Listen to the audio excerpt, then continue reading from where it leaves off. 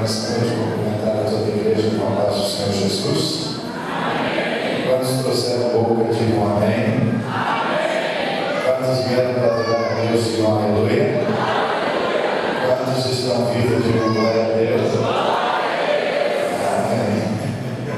Às vezes nós nos acostumamos, né, a vir assim, ficar sentado assistindo.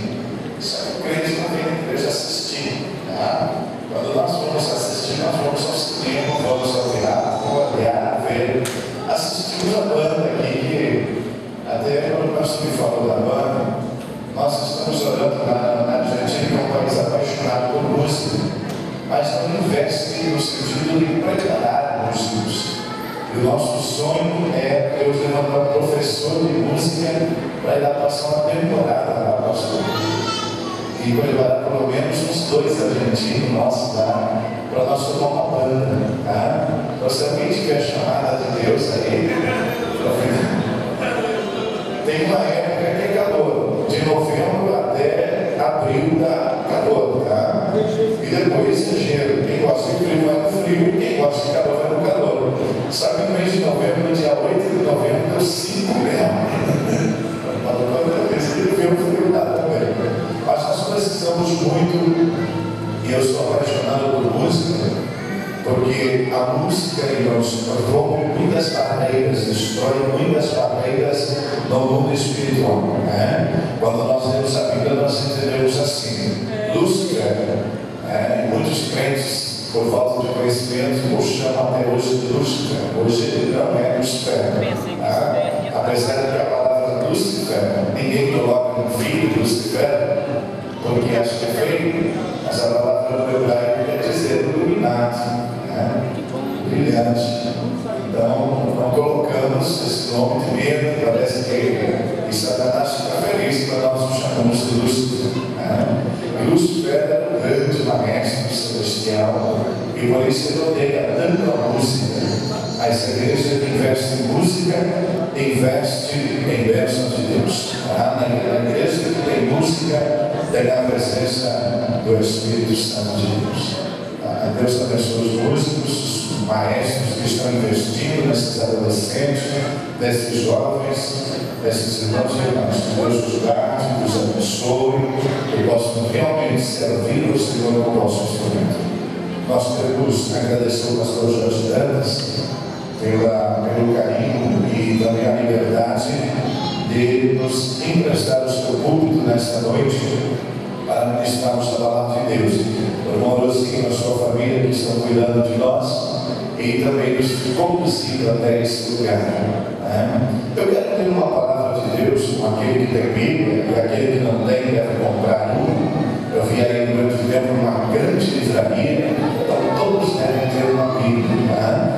Livro de Gênesis, o livro dos começos, o capítulo de número 22, o versículo de número 1.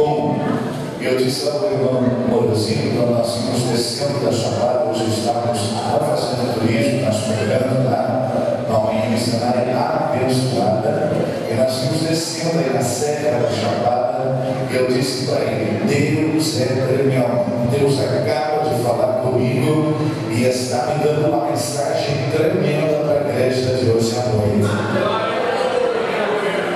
Eu sei que isso aqui, se o pastor Jorge gostar e quiser me convidar para vir terça, você tem a igreja bonita. Missionário tem umas igrejas dessa, acho que até pregador.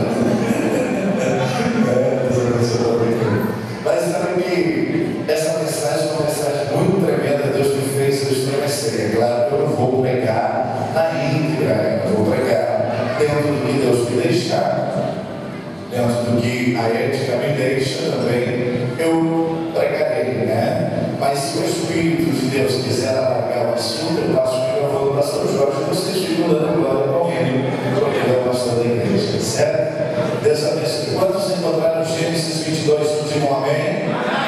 Quem não encontrou, diga: eu preciso ler mais a Bíblia. Então, aquele que encontrou, fica de pé para fazer um exercício físico, que disse Paulo que para pouco se aproveita, mas para alguma coisa se aproveita, né? Então, vamos ler a Bíblia, Gênesis capítulo 22, versículo de número 1. Na tradução que eu consulto diz assim: Sucedeu depois dessas coisas que Deus provou Abraão, dizendo-lhe: Abraão, e este respondeu: eis-me aqui. Eu quero que toda a igreja repita comigo uma frase, ou comigo não, depois de mim, depois de mim, uma frase que eu vou citar agora. Deus prova. Diga. Deus prova. Uma vez mais. Deus prova. Agora para marcar, mas com força. Deus prova. Amém. Agora você fala para quem está do outro lado e diga assim: Deus prova. Deus prova. Amém. Deus prova. Diga: Deus prova. Pode ficar. Louvado e bendito seja o nome do Senhor Jesus Cristo.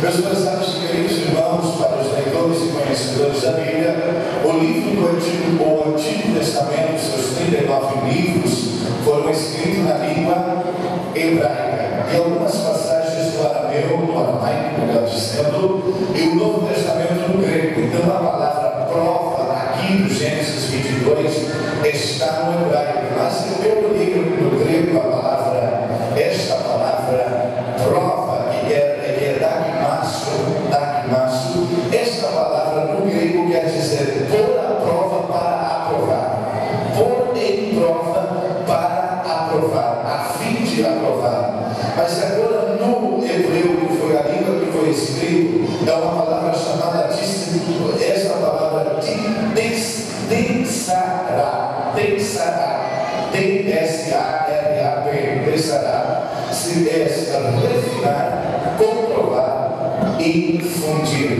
Agora nós olhamos para a passagem bíblica de Gênesis capítulo 22, versículo 1, e diz assim: que sucedeu depois destas coisas que Deus provou a Abraão. Depois de qual coisas que Deus provou a Abraão? A Bíblia diz que Abraão vivia em Ur dos Caldeus, que hoje é o Iraque, é a capital Bagdá. Lá ele vivia com seu pai Tera e todos os seus familiares. Era um rico fazendeiro, um homem muito poderoso daquela época, daquela zona, daquela região. E ele ouve a voz de Deus. Deus dizendo a ele: levanta, sai do meio da tua parentela, da tua terra, e vai para uma terra que eu te mostrarei. Abraão sai nesta direção e anda 2.900 quilômetros. E lá no livro de Hebreus, capítulo 11, versículo 8, diz que Abraão andou sem saber para onde ia, mas andou por fé, confiando na palavra de Deus. A diferença na nossa vida, meus irmãos, não é o anelo que nós temos no dedo, não é o diploma que nós temos na parede, não é a roupa que nós temos ou o carro 0 quilômetro que nós possuímos.